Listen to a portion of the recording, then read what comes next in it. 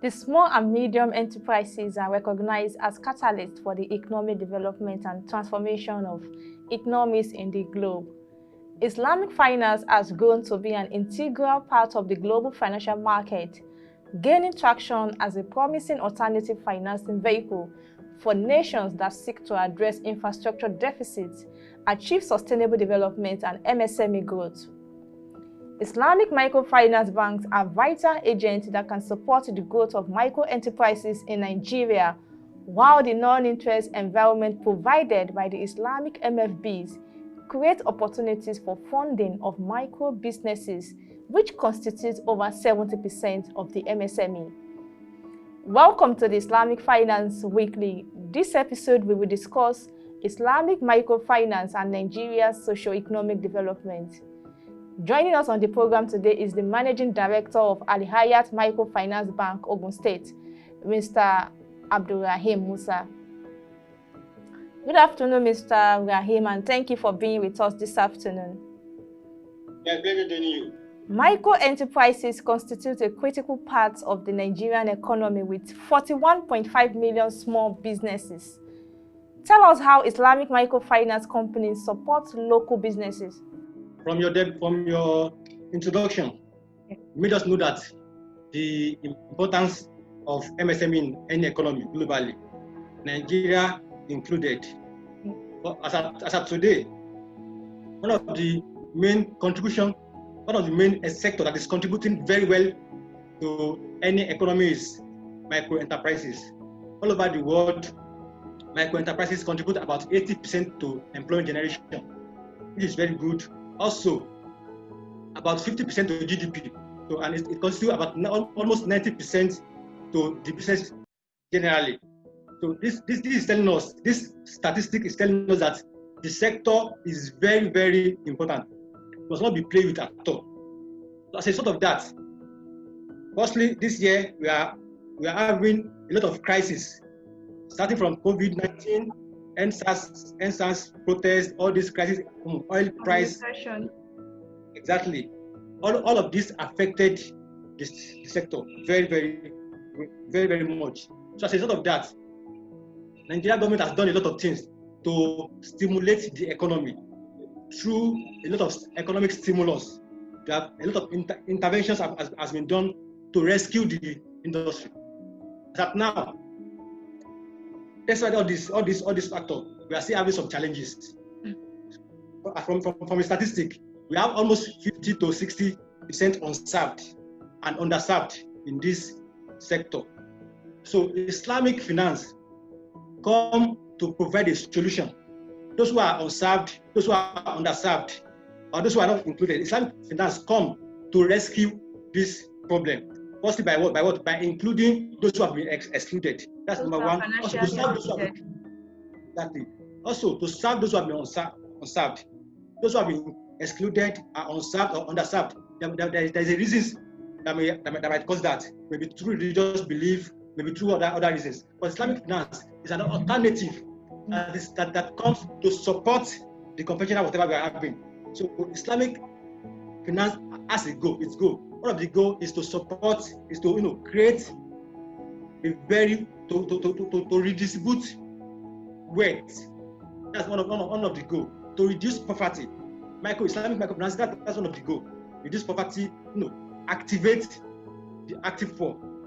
Activate them in terms of empowering the active poor. They are poor, but they are very, very active. So one of the goals is Islam. That's one of the goals of Islam, to reduce poverty, to improve economic well-being, social status of the unserved. So now Islamic finance is now bringing an alternative through non-interest, a Sharia compliant, product, Islamic product, and this will help to stimulate the economy. Thank you very much, Mr. Raheem. From your point of view, Islamic finance has been touted as an alternative financing to increase well-being of people in the society. Thank you very much for that perspective. Let's talk about women entrepreneurship in Islamic finance. You see, women have been described as the major backbone to the SME market. Does Islamic finance have gender-specific products? Thank you for this. Firstly, Nigeria population, we have about 50% women constitute the Nigerian population. And from statistics, almost 41% women are participating very, very actively in this sector. And women from history has been known as one of the micro entrepreneurship in terms of trading, petty trading, selling fish, farm produce. They have been doing a lot of things. Now, as a result of that, because of their participation, because of their importance, significant role that they played in this sector, CBN has done a lot of things to increase the participation. Firstly, if you check any microfinance guideline, it's stated there that 50% of the credit was be given to women. If one of the stimulus that was given to that was released recently, intervention, we have micro, small, medium economic fund. There we have 60% of the fund of 220 billion should be given to women. All this because of the role they play in the economy. Also, Islam is a religion that is gender sensitivity. It's very sensitive to gender. Firstly, Islam gave rights to women. Both men, they have the same rights. In fact, one of the first verses of the Quran, Allah said, women has the right to whatever they can earn. So this is telling us that Islam gave a very good role for women to play. Women can run different businesses. Exactly. So now in this, but one of the things that, firstly, how to do that, one of the principles that must be observed, because we are talking of Islam, is that Islamic principle must be observed. Yeah. If you are participating, there's a rule that must be followed. The principle of Islam that must be complied with totally. So in Al-Hayat, maybe I should give an example of Al-Hayat. In Al-Hayat, here, for example, here we have the population of women. In terms of our clients, our customers, we have more women than men. In terms of deposit mobilization, in terms of credit facility. In our bank, we have almost 800 women that have been disbursed to, compared to 450 men. This is telling you that women, they play a very, very good role. Yeah. Exactly. All right. Is Micro-Takaful a viable business support arrangement for MSMEs? Now, thank you very much for bringing this up. Firstly, for my earlier points, I said COVID-19 has done a lot of damages to the economy. Now we are having a lot of unemployment. We have a lot of shops, a lot of operations, a lot of business that are closing down because of the effect of microfinancing. One of the main solutions that can rebalance the economy, that can salvage the problem, is Micro-Takaful. Micro-Takaful, we have if it's for Islamic, we have Micro-Takaful, microinsurance. One of the key something that can help the active poor and the micro-entrepreneurs is the introduction of Micro-Takaful. What is Micro-Takaful? From Takaful is that it's like helping one another. I help you, you help me, coming together, so we rise together, mutual together to help one another. If you have challenge, exactly, for your own good. Now, assuming you have Micro-Takaful, all these problems have been solved. So one of the ways that we can bring down this issue of economic crisis, all this recession, whatever, is the introduction of Micro-Takaful. But Nigeria, check Nigeria as of today, I don't think we have anything like Micro-Takaful. I don't think we have anything like Micro-Takaful now. Though NICOM is trying to even the Islamic microfinance bank we have in the country, they are just too few, very few in the country. Talk less of Micro-Takaful. Yeah, exactly. If you are talking of Takaful in itself, Takaful, since 2013, we have guideline, guiding Takaful on its own. Since then, we have just only four operators. And these four, they are contributing to the general, what do you call it? Premium contribution is just less than 1%. 1% out of the industry. This tells us that even in Takaful, we are still fan bunting there. talkless of this Micro-Takaful. But notwithstanding, Micro-Takaful is an option to salvage the problem. And what we need is government, robust policy. We have a lot of intervention. One of the things that can bring in to salvage this problem is introduction of Micro-Takaful with government support. If we have this, a lot of closed shop will be opened. A lot of problem will be solved, and social well-being, poverty will be alleviated, social well-being will be improved, and the economy will bounce back.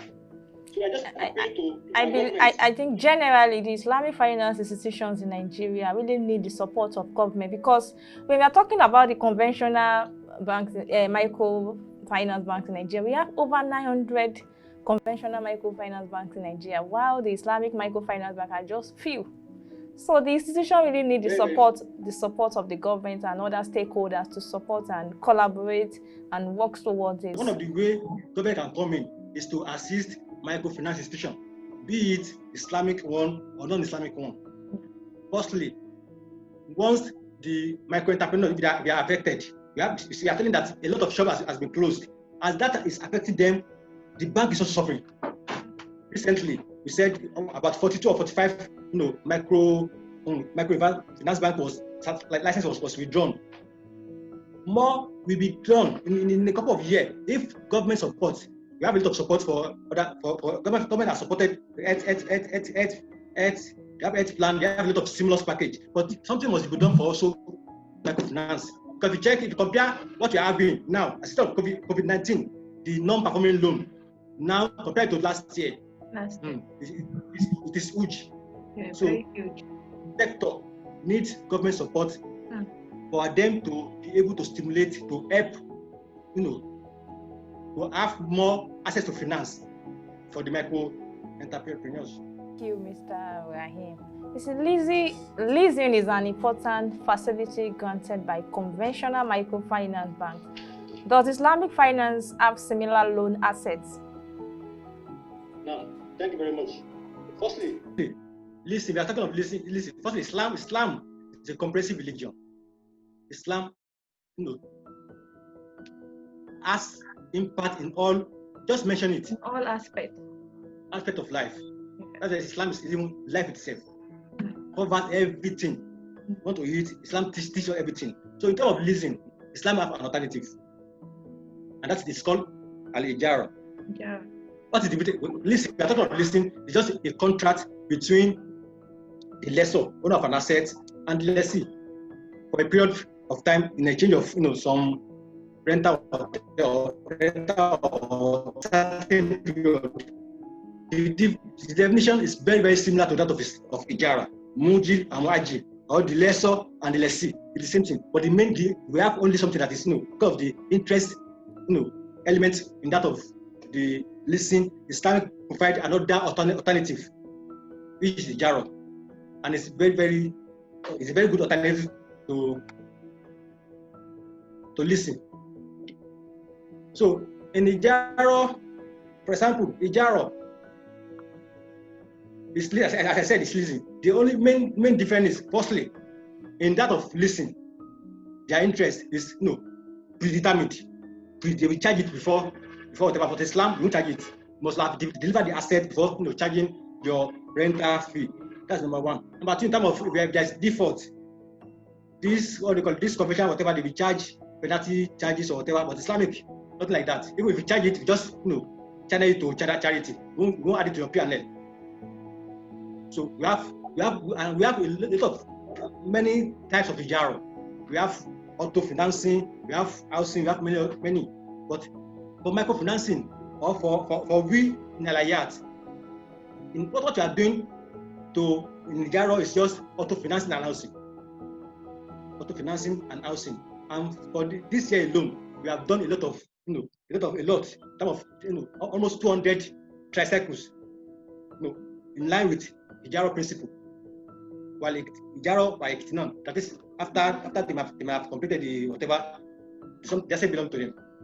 So it's a very, very good alternative to leasing, and it's thriving. It's very, very thriving.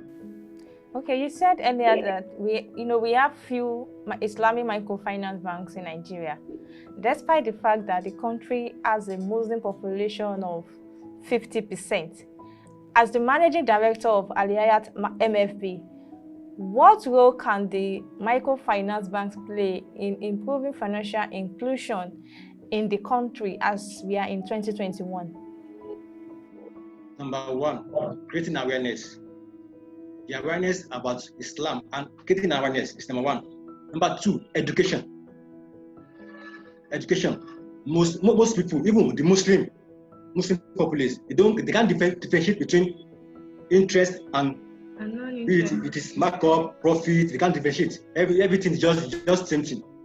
So we need education.